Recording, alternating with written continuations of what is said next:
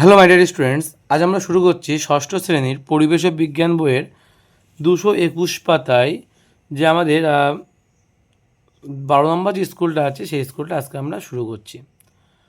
তোমরা যারা রেগুলার ভিডিওগুলো দেখো তাদের জন্য বলছি, তোমাদের কিন্তু একটা প্লেলিস্ট তৈরি করে দেওয়া আছে ডেসক্রিপশানে। আমি আগেও অনেকবার বলেছি, আবারও বলছি, সেই ডেসক্রিপশানে দেওয়া প্লেলিস্টে লিঙ্কে ক্লিক করে তোমরা কিন্তু পরপর প্রত্যেকটা ক্লাস মানে এই যে সলিউশন রাইমারিন বইয়ের প্রত্যেকটা স্কুলের সলিউশন কিন্তু একই জায়গায় সেই প্লেলিস্টের মধ্যে পরপর গুছিয়ে দেওয়া আছে। তোমরা সেখান থেকে সহজেই দেখে নিতে পারো, ঠিক আছে? তো এছাড়াও তোমরা লাইক, শেয়ার এবং সাবস্ক্রাইব কিন্তু অবশ্যই করবে চ্যানেলটাকে, ঠিক আছে? তো চলো, নবদ্বীপ হিন্দু স্কুল যেটা, সেই স্কুলটা আমরা দেখব। স্কুল নাম্বার 12 বলছে চুনাপাথরে। প্রথম কোশ্চেন কী বলছে যে চুনাপাথরের পরিবর্তনে উৎপন্ন হয় কোনটি উৎপন্ন হয়? চুনাপাথরের পরিবর্তনে কোনটি উৎপন্ন হয়? এটা হবে চুনাপাথরের পরিবর্তনে হয় মার্বেল উৎপন্ন। জীবাশ্ম জ্বালানি হলো, জীবাশ্ম জ্বালানি হচ্ছে এখানে পেট্রোল, ডিজেল, এলপিজি। এখানে উত্তর হবে সবগুলি।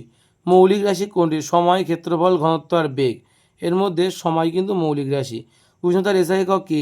Kelvin, degree centigrade, degree Fahrenheit, কোনোটিই নয়। উষ্ণতার এসআই একক কেলভিন। ফুটবলে কিক করলে যে বলটি প্রয়োগ করা হয় তা হলো টানা, ঠেলা, ঠেলা ও টানা উভয়ই কোনোটিই নয়। এটা হচ্ছে ঠেলা। বলছে যে কোনটি চৌম্বক পদার্থ নয়? লোহা, তামা, নিকেল, কোবাল্ট। লোহা, নিকেল, কোবাল্ট। তামা কিন্তু চৌম্বক পদার্থ নয়।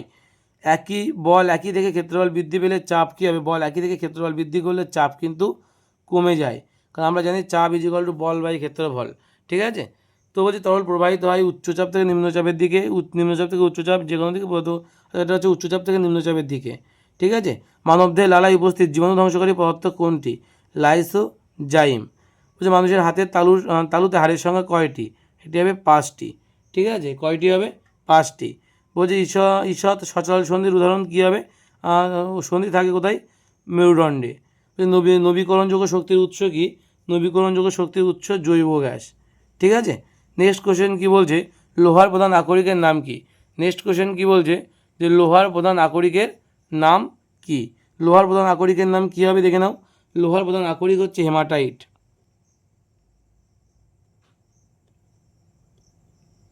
হেমাটাইট। বলছে ব্রোঞ্জ কোন কোন ধাতুর মিশ্রণে তৈরি হয়? ব্রোঞ্জ তৈরি হয় তামা আর টিন মিশিয়ে। তামা ও টিন মিশিয়ে তৈরি করা হয় ব্রোঞ্জ, ঠিক আছে? তামা ও টিন দেখে নাও, তামা ও টিন মিশিয়ে তৈরি করা হয় ব্রোঞ্জ। সিএনজির প্রধান উপাদান কি? সিএনজির প্রধান উপাদান হচ্ছে মিথেন। বেগ সমান দৈর্ঘ্য ভাজক কি? দৈর্ঘ্য ভাজক হচ্ছে সময়। দৈর্ঘ্যকে সময় দিয়ে ভাগ করলে আমরা কিন্তু বেগ পাই। তারপরে বলেছে সিজিএস পদ্ধতিতে বলের একক কি? সিজিএস পদ্ধতিতে বলের একক হচ্ছে ডাইন। ভর পরিমাপ করা হয় কিসের সাহায্যে? ভর পরিমাপ করা হয় সাধারণ তুলাযন্ত্রের সাহায্যে। সাধারণ তুলাযন্ত্রের সাহায্যে।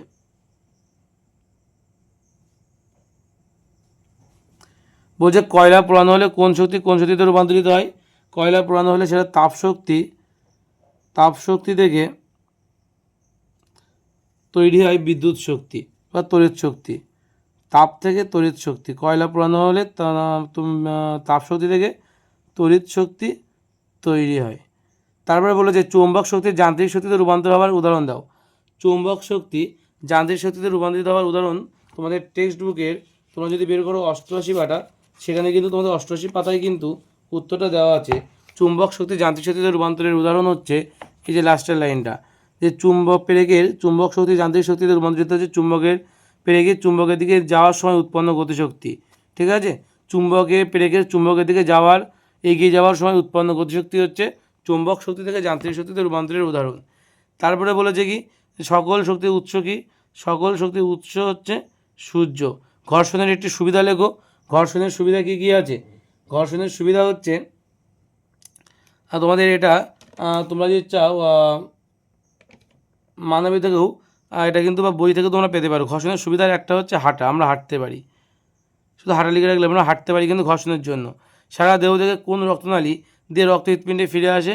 উত্তর হবে শিরা দিয়ে, ঠিক আছে? পিভট সন্ধি মানুষের দেহে কোথায় থাকে? পিভট সন্ধি মানুষের দেহে থাকে তোমার গলায়। কোথায় থাকে? গলায়, ঠিক আছে? তারপরে কী বলেছে দেখো কোশ্চেন, যে পিউমিস কেন জলে ভাসে। দেখে নাও পিউমিস কেন জলে ভাসে, উত্তরটা কী হবে, উত্তরটা তোমরা দেখে নাও। কি বলছে, যে পিউমিস পাথরের গায়ে অসংখ্য ছোট ছোট ছিদ্র থাকে যার মধ্যে বাতাস আটকে থাকে, যার ফলে পিউমিস পাথরের ঘনত্ব জলের ঘনত্বের চেয়ে অনেক কম হয়। জলের চেয়ে হালকা হওয়ার কারণে পিউমিস পাথর জলে ভাসে। বোঝা গেল, এটা লিখে দেবে।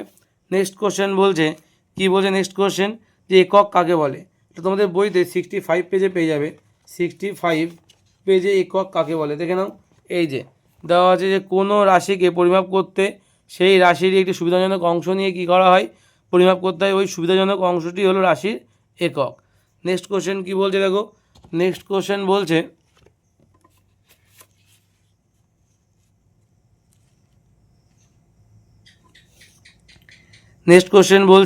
যে কোনো বস্তুতে বল প্রয়োগের প্রভাবগুলি কী কী। তো তোমরা পেয়ে যাবে 82 পাতায়। তো তোমরা উত্তরটা পেয়ে যাবে 82 পাতায়, উত্তর পেয়ে যাবে। দেখো বল প্রয়োগের ফলে কী হয়, বল প্রয়োগের ফলে সংকোচন প্রসারণ হতে পারে বস্তুর। এছাড়াও বল প্রয়োগ করলে বস্তুর আকৃতি বা আয়তনেরও কিন্তু পরিবর্তন ঘটতে পারে। ঠিক আছে। নেক্সট কোশ্চেন কি বলছে, যে লিন্ডম্যানের 10% সূত্রটি লেখো। লিন্ডম্যানের 10% সূত্র হচ্ছে তোমরা 95 পেজে পেয়ে যাবে। যে লিন্ডম্যানের 10% সূত্র, প্রতিটি ট্রপিক লেভেলে গৃহীত শক্তির প্রায় 10% ওই পুষ্টি স্তরের জীবদের দেহকরণের কাজে লাগে, যা পরবর্তী ট্রপিক লেভেলের জীবেরা গ্রহণ করতে পারে। ঠিক আছে। তারপরে বলেছে কি, লোহিত রক্তকণিকার কাজ লেখো। লোহিত রক্তকণিকার কাজ তোমরা পাবে 112 পাতায়। 112 পাতায় তোমরা লোহিত রক্তকণিকার কাজ পেয়ে যাবে। দেখে নাও, এরা প্রধানত কী হয়, বলছে এরা প্রধানত ফুসফুসের কাছ থেকে অক্সিজেনকে নিয়ে পৌঁছে দেয় শরীরের আনাচে কানাচে প্রায় সব জায়গায়। ঠিক আছে, এটা হচ্ছে লোহিত রক্তকণিকার কাজ। ঠিক আছে। নেক্সট কোশ্চেন বলছে, বল ও সকেট সন্ধি মানুষের দেহে কোথায় দেখা যায়। বল আর সকেট সন্ধি মানুষের দেহে দেখা যায়, এটা তোমরা 124 পাতায় পেয়ে যাবে।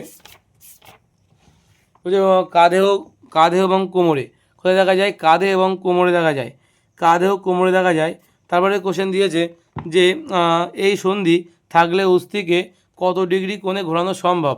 এই সন্ধি থাকলে অস্থিকে কত ডিগ্রি কোণে ঘোরানো সম্ভব, উত্তর হবে 360 ডিগ্রি। তারপরে বলেছে যে কয়লা কীভাবে সৃষ্টি হয়, একটি ব্যবহার লেখো। কয়লা কীভাবে সৃষ্টি হয় দেখে নাও, তোমরা এটা রাইমারিনের মানব বইতে 120 পাতায় পেয়ে যাবে। দেখে নাও, আমি দেখিয়ে দিচ্ছি এখানে উত্তরটা। কয়লা কীভাবে তৈরি হয় বা কয়লা কীভাবে সৃষ্টি হয়, এই প্রশ্নটা কিন্তু দেখে নেবে এখান থেকে এই পর্যন্ত। আশা করি বুঝতে পেরেছ। নেক্সট কোশ্চেন দেখো কি বলছে, একই সঙ্গে এর একটি ব্যবহার লেখো। কয়লার একটা ব্যবহার তোমরা তোমাদের টেক্সট বুকে পেয়ে যাবে 61 পাতায়।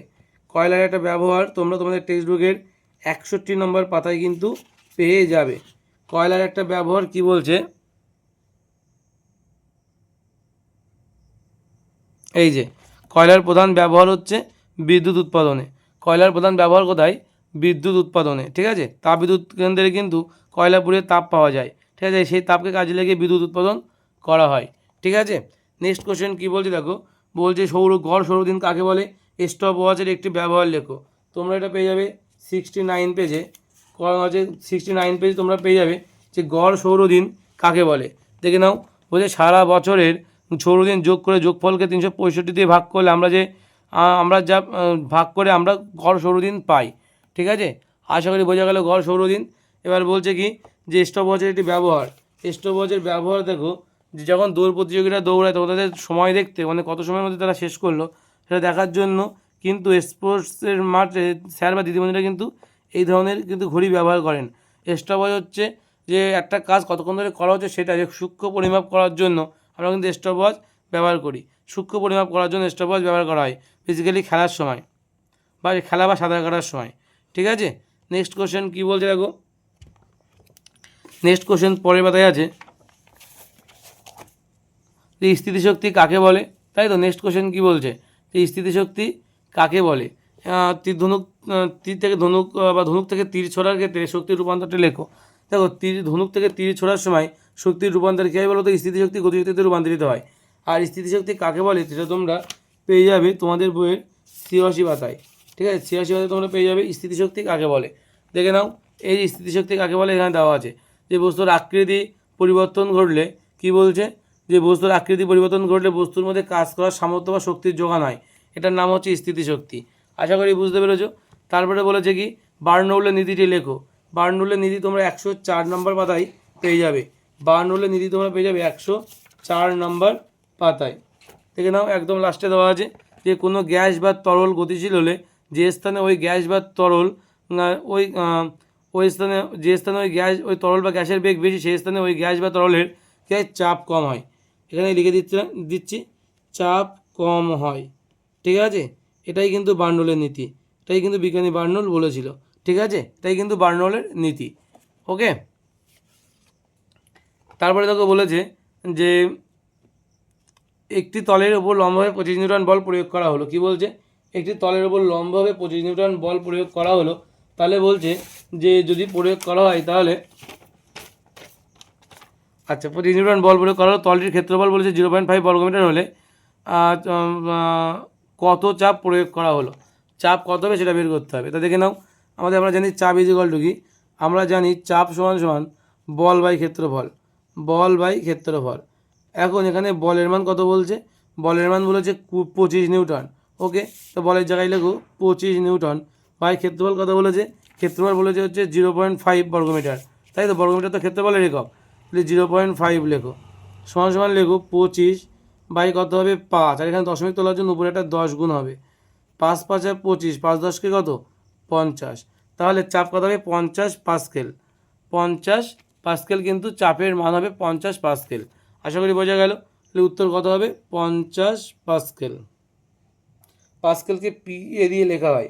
ঠিক আছে, হৃৎপিণ্ডের মধ্য দিয়ে রক্ত চলাচল করে। তাহলে হৃৎপিণ্ডের মধ্য দিয়ে কীভাবে রক্ত চলাচল করে এটা তোমরা 227 পাতায় পেয়ে যাবে। 227 পাতায় তোমাদের রায়মার্টিনের মানবী থেকে। ঠিক আছে, রায়মার্টিনের মানবীতে 227 পাতায় তোমরা এটা পেয়ে যাবে। দেখে নাও উত্তরটা কী আছে। এই যে আমাদের হৃৎপিণ্ডের মধ্য দিয়ে কীভাবে রক্ত সংবহন করে তো সংক্ষেপে লেখো। ঠিক আছে, এই যেখানে দেওয়া আছে অলিন্দের প্রসারণ বা ডায়াস্টোল। ঠিক আছে, তারপর নেক্সট আছে কি, নেক্সট বলেছে কি যে অলিন্দের সংকোচন বা সিস্টোল। তারপর বলেছে নিলয়ের প্রসারণ ডায়াস্টোল, আর একটা কী বলেছে নিলয়ের সংকোচন বা আছে তোমার সিস্টোল। এই যে 4টে ভাগে ভাগ করেছে, এই পর্যন্ত তোমাদের লিখতে হবে কিন্তু এই পর্যন্ত। ঠিক আছে, সঙ্গে চিত্রটা খুব ভালো করে দেখে রাখবে। এই চিত্রটা কিন্তু কোনো স্কুলে দিচ্ছে। ঠিক আছে, এই চিত্রটা কিন্তু কোনো স্কুলে দেওয়া আছে, এই চিত্রটা ভালো করে দেখে রাখবে। ঠিক আছে, নেক্সট কোশ্চেন কী বলেছে? বলছে মধ্যচ্ছেদা কী? মধ্যচ্ছেদা তোমরা তোমাদের বইতে 115 পাতায় পেয়ে যাবে। মধ্যচ্ছেদা কাকে বলা হয়? 115 পাতায় তোমরা পেয়ে যাবে। দেখে নাও মধ্যচ্ছেদা কাকে বলা হয়। তারপর দিয়েছে পাঁজর পেশির অবস্থান কোথায় আর টেন্ডনের কাজ কী। দেখে নাও একই সঙ্গে আছে মধ্যচ্ছেদা আগে হলে পাঁজর পেশিটা বলি, পঞ্জর পেশি, এটা যে আমাদের পাঁজরের ভাগে যে পেশিগুলো আছে তাকে বলা হয় কি? তাকে বলা হয় পঞ্জর পেশি। আর বুক আর পেটের মাঝখানে থাকে ভেতরে যে পেশি আছে তার নাম হচ্ছে মধ্যচ্ছেদা। ঠিক আছে, তার নামটা কি? মধ্যচ্ছেদা। আশা করি বুঝতে পেরেছো। আর টেন্ডনের কাজটা দেখে নাও। টেন্ডন হচ্ছে আমাদের এই যে লেখা আছে কি করে, এই পেশির সঙ্গে হাড়কে যুক্ত রাখে। এটা পেশির সঙ্গে কী করে? হাড়কে যুক্ত রাখে। এটা অনেক স্কুলেই এসছে, অনেকবারই বলেছে। ঠিক আছে, পেশির সঙ্গে হাড়কে কিন্তু যুক্ত রাখে। তারপর যে খাদ্য শৃঙ্খল কাকে বলে? এটি অরণ্যের খাদ্য শৃঙ্খল তৈরি করো। এটি অরণ্যের খাদ্য শৃঙ্খল দেখে নাও, খুব ছোটো থেকে তৈরি করেছি। ঠিক আছে, তারপর অরণ্যের খাদ্য শৃঙ্খল দেখে নাও। ওই যে ঘাস কী আছে? ঘাস হচ্ছে উৎপাদক, সেখান থেকে হরিণ ঘাস কী খায়? হরিণ খায়। হরিণ হচ্ছে প্রথম শ্রেণীর খাদক, আর বাঘ হচ্ছে সর্বোচ্চ খাদক। তারপর হরিণকে কে? বাঘ হরিণ খায়, এটা সর্বোচ্চ শ্রেণীর খাদক। এটাই কিন্তু আমাদের খাদ্য শৃঙ্খল। ঠিক আছে, বনের খাদ্য শৃঙ্খল। এবার বলে যে উৎপাদক ছাড়া কোন প্রাণী খাদ্য পিরামিডের যে কোনো ধাপে থাকতে পারে? এটা হচ্ছে সর্বভুক প্রাণী। যারা সর্বভুক হয় যেমন হচ্ছে মানুষ। যেমন উদাহরণ কী হয়? উদাহরণ হচ্ছে মানুষ বা কাক। মানুষ বা কাক। ওকে, তারপরে বলেছে খাদ্য শৃঙ্খল কাকে বলে সেটা বলা হলো না। তো খাদ্য শৃঙ্খলটা দেখে নাও। 185 পাতায় তোমরা রায়মার্টিনের মানবীতে পেয়ে যাবে। 185 পাতা। এই যে খাদ্য শৃঙ্খল কাকে বলে এখানে দেওয়া আছে, এখান থেকে এই পর্যন্ত লিখতে হবে। ঠিক আছে, খাদ্য শৃঙ্খল কাকে বলে উদাহরণ সহ কিন্তু লিখবে, উদাহরণ না দিলে কিন্তু নাম্বার দেবে না। ঠিক আছে, তারপরে বলেছে দেহভর সূচক কাকে বলে? এটা তোমরা 252 পাতায় পেয়ে যাবে। দেহভর সূচক কাকে বলে? তারপরে বলেছে কি যে স্বাভাবিক ওজনের ক্ষেত্রে দেহভর সূচকের মান কত তা লেখো। দেখে নাও দেহভর সূচক কাকে বলে, স্বাভাবিক মান কত। যে দেহভর সূচক কাকে বলা হয়? যে আনুপাতিক সূচকের দ্বারা স্থূলতার মান নির্ণয় করা হয়। কি বলছে? যে আনুপাতিক সূচকের দ্বারা স্থূলতার মান নির্ণয় করা হয় তাকে দেহভর সূচক বা তোমার বিএমআই বলা হয়। কি বলা হয়? বিএমআই বলে। দেবর সূচকটির সূত্র দ্বারা প্রকাশ করা হয় এই যে BMI = W/H², ওজন বাই উচ্চতা স্কোয়ার।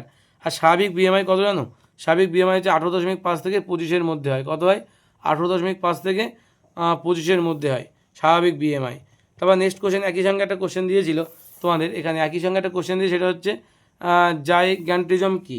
এটা তোমরা পেয়ে যাবে 244 পাতা। দেখে নাও উত্তরটা, তার লক্ষণ টক্ষণ এখানে লেখা আছে, দেখে নাও। এখান থেকে এটা পুরোটা মুখস্থ করবে। এই যে শিশু অবস্থায় গ্রোথ হরমোনের ক্ষরণ বেশি হলে অস্বাভাবিক অবস্থার সৃষ্টি হয়, একে অতিকায়িত্ব বা জাইগান্টিজম বলা হয়। এই রোগের লক্ষণগুলি কি? দেহের উচ্চতা খুব লম্বা হয়, 7 থেকে 8 ফুট। দেহের অন্যান্য অঙ্গ প্রত্যঙ্গের বৃদ্ধির হার স্বাভাবিকের তুলনায় খুব বেশি হয় এবং রক্তে শর্করার পরিমাণ খুব বেশি থাকে। ঠিক আছে? আচ্ছা, নেক্সট কোশ্চেন কী বলছে দেখো। নেক্সট আর আমাদের কোশ্চেন এইটাই লাস্ট ছিল। এই আমাদের 12 নম্বর স্কুল হয়ে গেল। নেক্সট দিন আমরা দেখব 13 নম্বর স্কুলগুলো দেখব প্রত্যেকটা কোশ্চেন। তোমরা যারা 12 নম্বর স্কুলে দেখলে শেষ পর্যন্ত তাদের অনেক অনেক অনেক ধন্যবাদ। এবং তোমরা এখন যারা লাইক শেয়ার এবং সাবস্ক্রাইব করোনি, তো অবশ্যই কিন্তু লাইক শেয়ার এবং সাবস্ক্রাইব করে দেবে এবং বন্ধুদের জানাবে যে এই চ্যানেলের কথা, বন্ধুদের কাছে লিঙ্ক শেয়ার করে দেবে। ঠিক আছে? যাতে তারাও দেখতে পায় এই স্কুলগুলো। ঠিক আছে? সহজেই। ঠিক আছে? নেক্সট কোশ্চেন দেখো বলেছে, নেক্সট কোশ্চেন আমরা নেক্সট দিন দেখব। ঠিক আছে? আজকে আর নয়, নেক্সট কোশ্চেন আমরা নেক্সট স্কুলে দেখব। দেখে নাও তাহলে তোমরা। এই পর্যন্ত থাক। Good night.